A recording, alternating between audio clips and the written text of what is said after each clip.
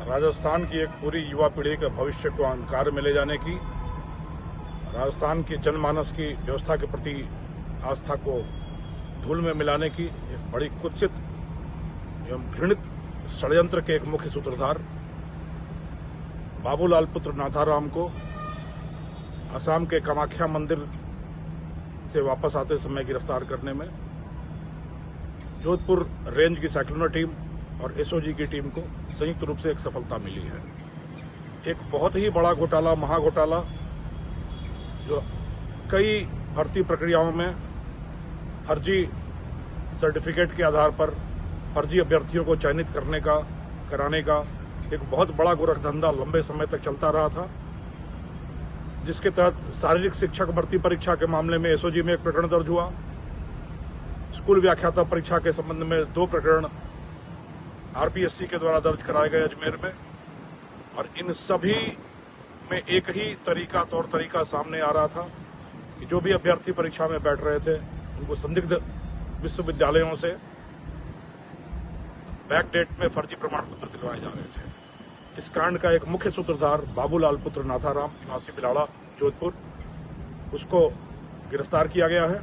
इस पर 25,000 रुपए का इनाम इसकी गिरफ्तारी पर एसओजी की तरफ से घोषित था।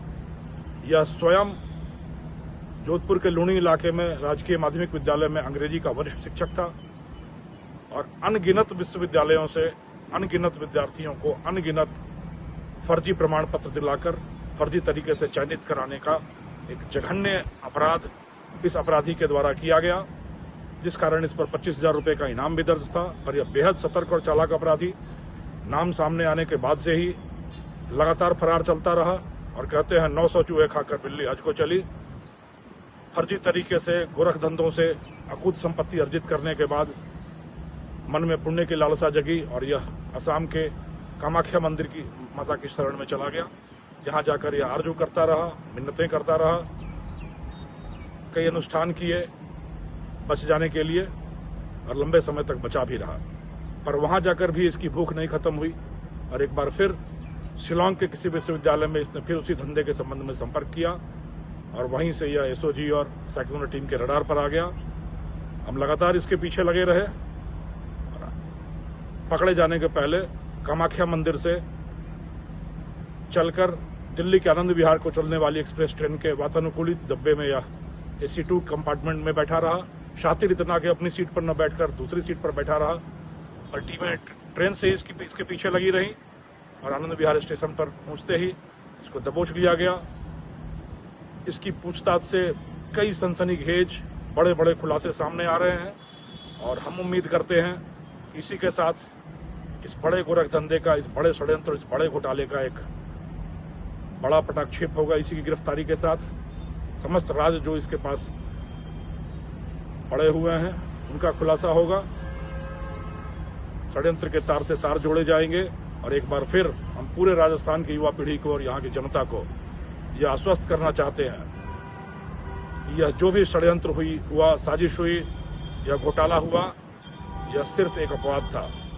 इस तरह के घोटालेबाजों पर पूरी राजस्थान पुलिस का डंडा बरस रहा है, चाबुक चल रहा है और इनको जड़ से उखाड़ फेंक कर धूल धूसरित करने का, ध्वस्त करने का पूरा प्रयास राजस्थान पुलिस कर रही है और उस प्रयास में पूरी सफलता मिल रही है।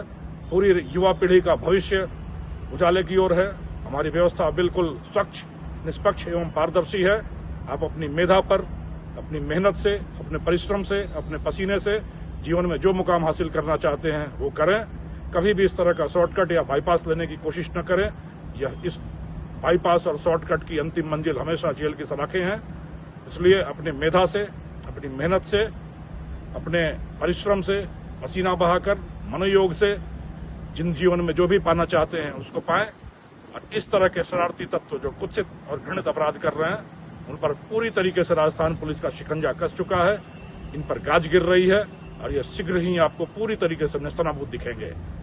हमारी व्यवस्था हमेशा पारदर्शी है, निष्पक्ष है, स्वच्छ है और इसको ऐसा बनाए रखने के लिए पूरी राजस्थान की व्यवस्था, राजस्थान की पुलिस कटिबद्ध है। जय हिंद।